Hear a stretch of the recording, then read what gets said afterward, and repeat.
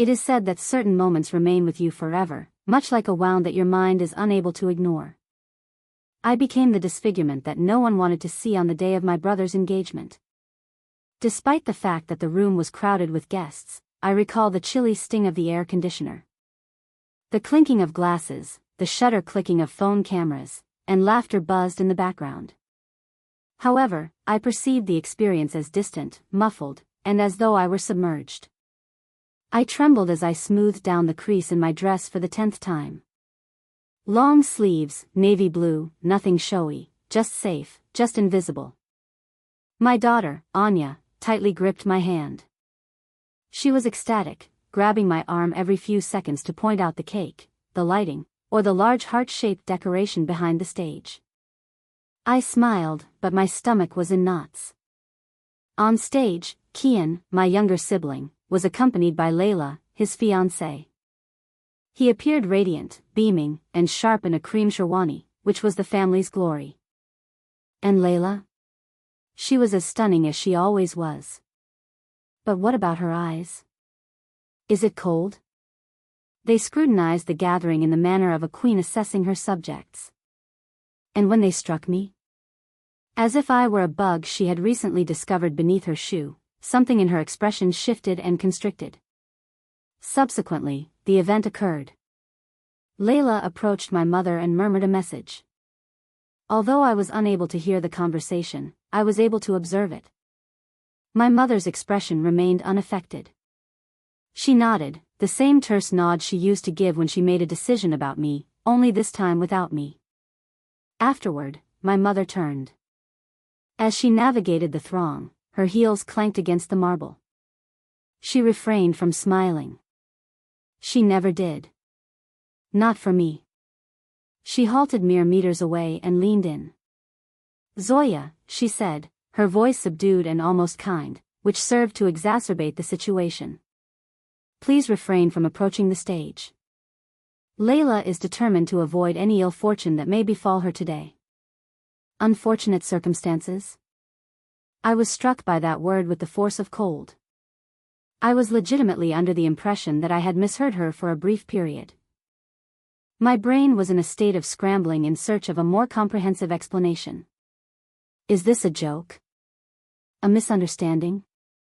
However, her irises remained unmoving.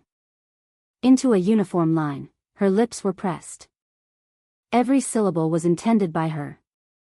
I breathe. What is the matter? My mother emphasized that she is correct. Your timing has consistently been unfavorable. We should refrain from sullying the day. My esophagus became parched.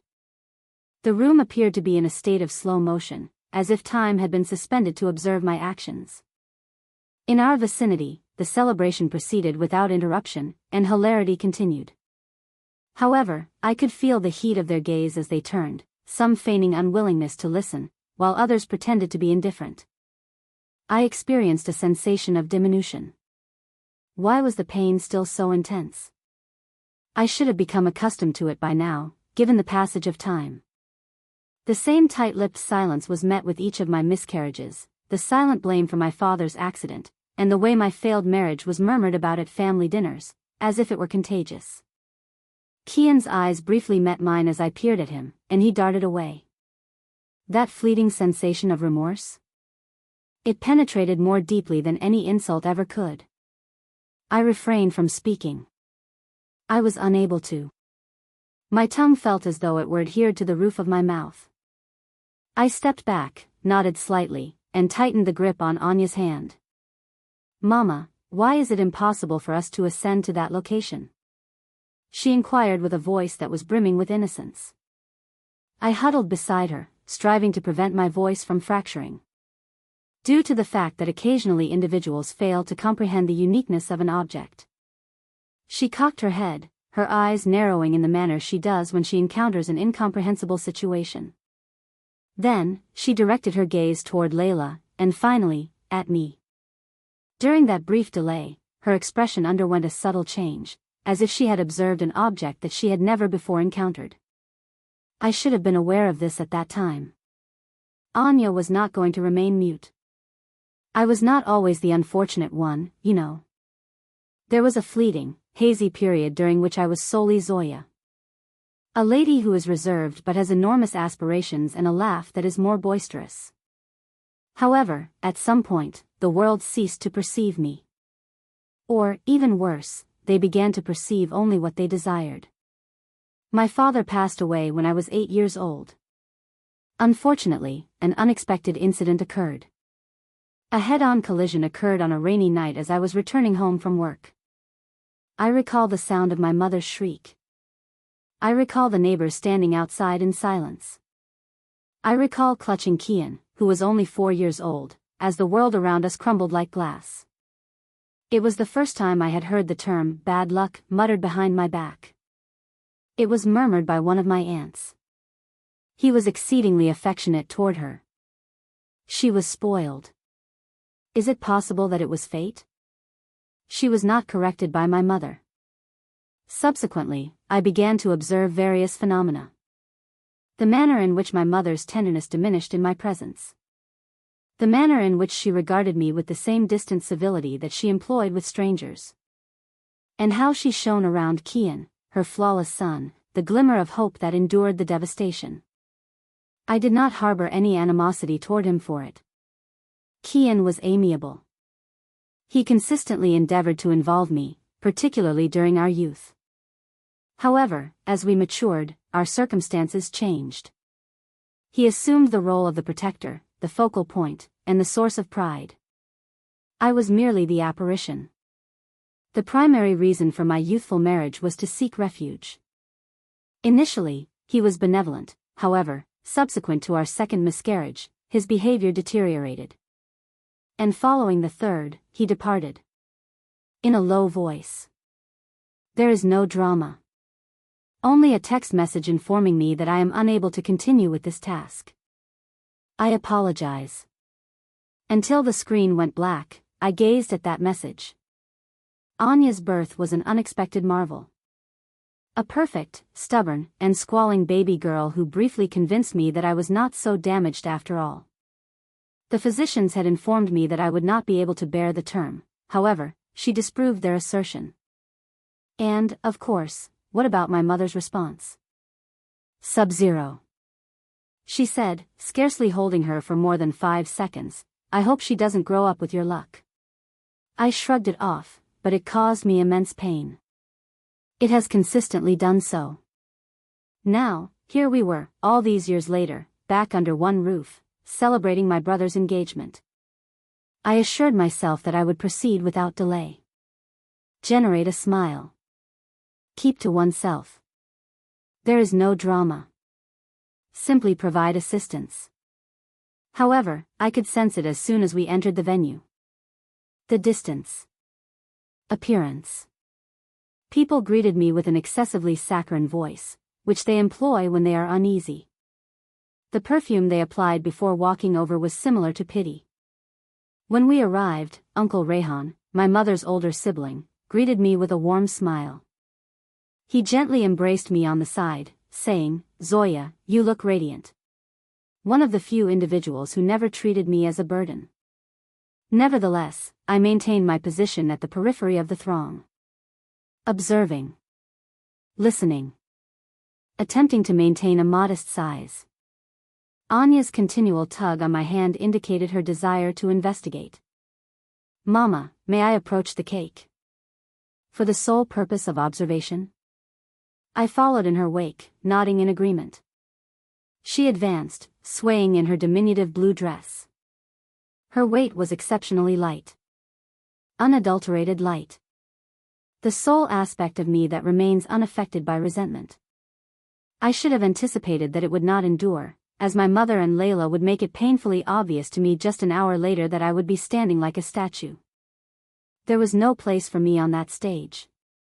Not even as a sister. Not even as a guest. At that instant, something broke. Not public, not boisterous. A brief moment of silence within me. The type that does not emit a loud shriek. It induces discomfort. I was unaware of it, but there was an additional change that was occurring. Not in me. located in Anya. The subsequent events would effectively silence the entire chamber. The stage was illuminated by aisles of fairy lights. White and gold. Sensitive. Dreamy. Everything had been meticulously constructed to perfection. The petals on the floor appeared to be aware of their destinations. I pretended to observe the decor as I stood at the rear of the hall. Not much was visible to me. I could only hear the feeble echoes of my mother's words. Layla is not interested in being in the presence of bad fate today. The words reverberated in my mind like a cruel nursery chant. I transferred my weight from one foot to the other. My midriff was pressed against my crossed arms. My fingers were cold. Since she said it, my heart had been racing non-stop. Anya was now sitting on the edge of a chair beside me, silently humming to herself and swinging her legs, and she was completely unaware of the events that had just occurred. A portion of me desired to depart immediately. However, something prevented me from continuing. Perhaps confidence. Pain is a possibility. It is possible that this was my brother's special day. And despite the fact that I was invisible to him, I still desired to witness his happiness. The audience was penetrated by the MC's voice. The ring ceremony is imminent, ladies and gentlemen. Family members, kindly congregate in the vicinity of the stage. A semicircle was formed as guests began to move. I moved forward with the others on instinct. I subsequently observed it. My movements were registered by Layla. She fixed her gaze on me with the same acuteness. Then, a gradual grin transpired. She leaned in and whispered to Kian. He did not gaze at me. He simply nodded, his mandible clenched. That grin of hers. The stage was not the sole focus. It was a triumph. It was as though she had achieved something. I ceased. Exactly where I was. In that instant, I was frozen. I felt as though I was 8 years old again, as I conceal myself behind the sofa while adults determine my destiny. What is the reason for our decision not to attend? Anya inquired, standing and tugging on my sleeve. I huddled beside her, endeavoring to maintain a consistent tone in my voice. We will observe from this vantage point, my dear. She appeared perplexed. However, all individuals are participating. Even the relatives. I forced myself to breathe forcefully. Occasionally, we are unable to travel to the same places as others. And that is acceptable. It was not acceptable. Not even a little. The visitors began to congregate in closer proximity. Phones were introduced. A series of flashes occurred. My mother stood by Layla's side with pride. She did not even acknowledge my presence. Uncle Rayhan's eyes were soft with a sense of apology as he momentarily glanced at me from the front row. However, he said nothing. It is possible that he was uncertain about what to say. Or perhaps, he believed that silence was more secure, as did everyone else. I refrained from weeping. I would not provide them with that. However, I was internally disintegrating. Why was it that I was consistently the one they could disregard? Why was it that no one ever advocated for me? What was the reason for Kian's indifferent gaze, as if I were something that needed to be concealed? I was his sibling. When our father passed away, I assisted in his upbringing. I remained with him through exam tension, heartbreaks, and nightmares. And now, I was not even worthy of standing beside him on the happiest day of his life. I left crescent impressions on my palms as my fingers dug into them so tightly. I instructed myself to simply remember to breathe. Please be patient. Allow it to pass. However, Anya was not yet finished. She ascended onto her chair and fixed her gaze on the stage with intensity. She then murmured, "Mama, that woman is cruel." I was astonished and blinked. "Anya, please refrain from uttering that." Her expression was pensive and wrinkled. "She claimed that you are the source of misfortune, however, this is inaccurate. Then, without any prior notification, she abruptly arose from the chair and began to advance. Too slowly, I extended my hand. "Anya, please wait." However, she was already halfway there, her diminutive dress swishing in the wind. I was unaware of her intentions. However, at that precise instant, I experienced an emotion that I had not experienced in many years. A momentary glimmer of hope and dread.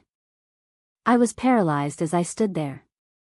As Anya advanced toward the front, the hem of her dress vanished between two rows of chairs. My heart plummeted to my intestines. Momentarily, the air appeared to be excessively dense, rendering it difficult to breathe. Pushing through the throng, I emerged from my trance and whispered apologies in an effort to avoid attracting attention. However, heads were already tilting, eyes were already turning, and murmurs were beginning. Anya made her way to the front of the stage.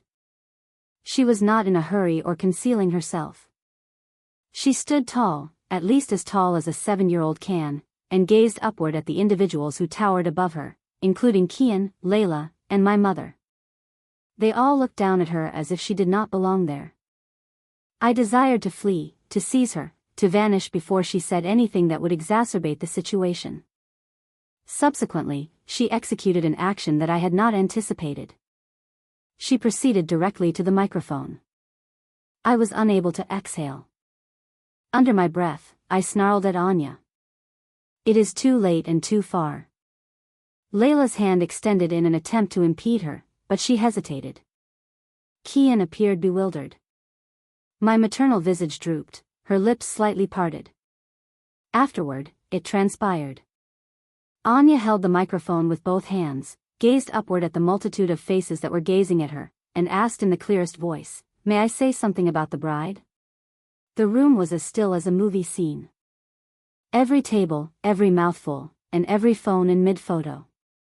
Layla's visage faltered for the first time in the evening as she blinked. Perhaps this is not the best time. However, Anya continued to advance, her gaze fixed on the future. "I am 7 years old and my name is Anya. I am interested in discussing the statement that Auntie Layla made. I experienced a sensation of leg weakness. I was unable to maintain my balance. Please refrain, infant. Kindly." She did not exhibit any signs of tremor. She did not exhibit any signs of anxiety. She appeared composed and solemn, as if she had practiced this in her fantasies. She continued, her voice unwavering, by stating that my mother brings ill luck. However, this is inaccurate. My mother is the most exceptional individual I have encountered. I was unable to move. She is entirely responsible for my care. She prepared chicken broth for me when I was ill and read me stories when I experienced nightmares. She refrains from raising her voice. Hugs are her sole mode of expression. She asserts that affection should be gentle and subdued. A person in my vicinity exhaled. I am unaware of the individual in question. Right now, Anya gazed directly at Layla. Additionally, you were unkind. You failed to articulate the matter in a manner that was pleasant. You did not even exhibit any signs of regret. There was a crack in Layla's countenance, as her eyebrows were raised and her mouth was stiff. I glanced at Kian. He was viewing Anya without blinking, as if he had never seen her before. Anya's voice dipped as she added, "And you also said something else. You stated that you did not even like my uncle Kian, and that he was merely a suitable match." The throng was sliced open by a sharp inhale, resembling a knife. I observed an individual lower their phone, their pupils widening. Layla's cheekbones became red. She swiftly advanced. "That is sufficient. She is an infant." However, no one moved, not even the MC. Suddenly, all of the noise that I had previously feared, the murmurs, the judgment, the pity, disappeared. The sensation of silence was altered. Charged. Because Anya had not only defended me, but also questioned them. The ribbon tresses and tinny voice of this young girl had severed the thread that was securing their flawless image. The fabric was beginning to unravel.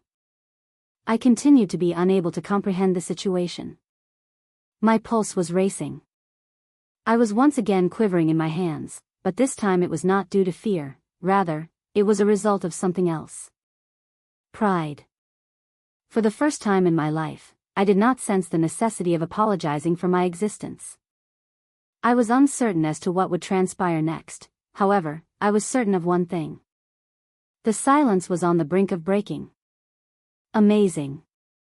You are on fire for maintaining the momentum of the narrative in this manner. There was a sensation that the world had ceased to revolve. Anya removed herself from the microphone and occupied the center of the gleaming stage, a diminutive, defiant figure amid a sea of adults. Some individuals were taken aback, while others found themselves uncomfortably swaying in their seats. No one spoke. The microphone had been lowered by the presenter. The photographer, may God bless him, had ceased to take photographs. I believe that the chandelier lights were also subdued. I was immobile, my respiration constricted in my chest. I was unable to do anything but observe. Layla appeared to have been struck by an individual. Her lips parted, her eyes widened, and her visage was depleted of color. She peered at Kyan, as if anticipating that he would either laugh it off or assume control. However, he refrained from doing so. He only stood there, his shoulders rigid and his jaw closed. His eyes shifted from Anya to Layla. Subsequently, gradually, to me. And at that instant, an exchange occurred between us. He perceived me as his sister, rather than as the burden or the shadow in the family photos. In the capacity of Anya's mother. For years, I had been suffering in silence. Additionally, it is possible that he observed the extent to which it was difficult to remain composed when they held me accountable for actions that were not my fault. Afterward, I encountered my mother. Her visage was deliberately blank, and her arms were crossed, but her eyes revealed her identity. That rigidity at the perimeter. Her eyebrows' characteristic movement. She was no longer in charge. Uncle Rehan, who was situated near the front, performed an action that caught me off guard. He applauded. One time only. Nevertheless, it created a reverberation. Subsequently, he steadily ascended the stage and placed a gentle hand on Anya's shoulder. He crouchingly murmured something. I was unable to hear it. However, Anya nodded and beamed faintly, her diminutive hand slipping into his. He then turned to Layla. I believe the girls expressed what many of us were too polite to say, he said quietly but clearly. It may be time to cease the pretense that compassion is optional. The word struck the water with the same force as a stone. Layla's expression was one of mortification, as she clenched her mandible. This is absurd. She is an infant. Exaggeration is a characteristic of children. However, Uncle Rehan refused to concede. Children express truths that adults are too apprehensive to confront. Kian exhaled slowly and in a lengthy, drawn-out manner. When he spoke, his voice was subdued. Was that truly your statement? Does anyone know anything about Zoya? Layla's body tensed. It was a confidential conversation. Yes, you stated it. His voice barely cracked. She declined to respond. He steadily shook his head. I am unable to. Layla, I am incapable of accomplishing this. It is not like this. Stepping forward, my mother exhaled. Kian, refrained from acting on impulse. He gazed at her, and his expression was so unforgettable that I will never forget it. He claimed that I have been impulsive throughout my life, remaining silent when I should have defended her. My ankles buckled slightly. In order to maintain my balance, I grasped the back of a chair. He then turned to me. Zoya, I apologize. After a lifetime of silence, they thundered in my bosom, despite being merely 2 words. Layla's expression became more stern as she retreated. You are committing an error. Kian shook his head. No, I believe I have been producing them for an extended period of time. He removed the engagement ring from his own finger, which he was intended to present, and placed it gingerly on the stage next to Layla. The room was in a state of awe, and he subsequently approached me. He did not utter a word, rather, he tightly embraced me, as if to atone for the years in which he had failed to protect me from the agony. After he released me, he knelt down and embraced Anya as well. He whispered to her, "I am proud of you." She beamed, her gap-toothed smile illuminating the room, and it was over. The silence was abruptly interrupted, but this time, it was not unkind. It was liberating. Kian sent me a text message the following morning, which I received upon awakening. "I trust that you are aware of the admiration I have for you and Anya. I apologize for the delay. I reviewed it twice, and then again for good measure. Not in a painful manner this time, but in a peculiar, quiet manner, my thorax felt constricted. The process of healing commences. Similar to a lesion that recognizes that it is secure enough to begin the process of healing. The apology was not the primary concern. It was a matter of visibility. I was not invisible to my own family for the first time in years. I was not merely the backdrop to another individual's celebration. Kian visited later that week. Him alone. Absence of Layla, absence of throng. He delivered pastries from my favorite patisserie. A small, considerate item.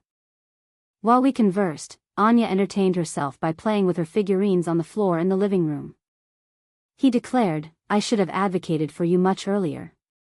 I simply failed to recognize the extent of its pervasiveness." Up until the moment that Anya articulated it.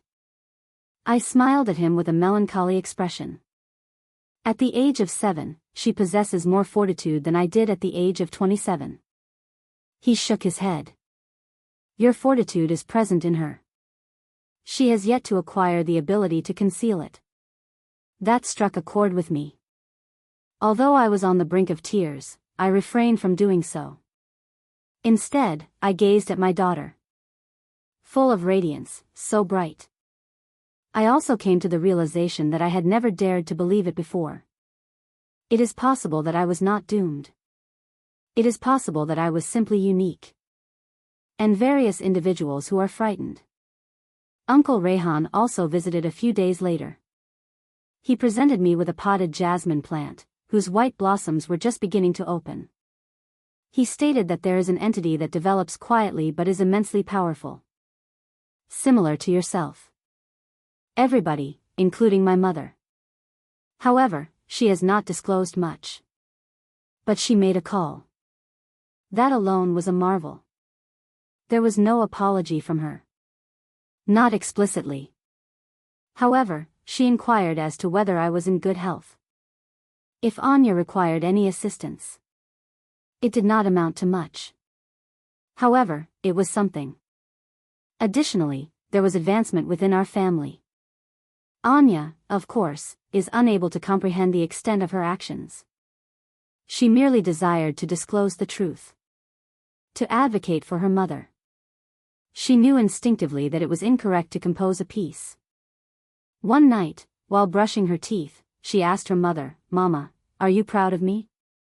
I kneeled beside her, gazed into those wide brown eyes, and murmured, "More than you will ever know." She beamed and then added, "So? I am fortunate." I was amused. For the first time in weeks, possibly months. I was genuinely amused. The type that causes your eyes to wrinkle and bubbles up from your torso. I hugged her, and I said, "You are the most fortunate thing that has ever happened to me, and it is accurate. I have acquired the following knowledge. Occasionally, the individuals who experience the most distress also possess the most profound affection. We navigate life in a subdued manner, apprehensive about occupying space, causing disruption, or being excessively assertive. However, we are not excessively numerous. We are sufficient for those who are prepared to observe us in their entirety. Anya instilled in me the notion that it is permissible to express oneself. It is not disrespectful to defend oneself. That love, genuine love, manifests itself. Even if it requires a slightly lengthier time than anticipated. Therefore, I am not unfortunate. I am indestructible. And if being unyielding caused people to feel uneasy, whether it was by whispering, staring, or turning away, then allow them to do so. I will no longer compromise my identity in order to conform to the standards of others. I will never again accept the notion that love necessitates silence, due to the bravery of a single young girl. It transpired that I was never the source of my own misfortune. I was the one who broke the cycle. And that is the most fortunate thing of all.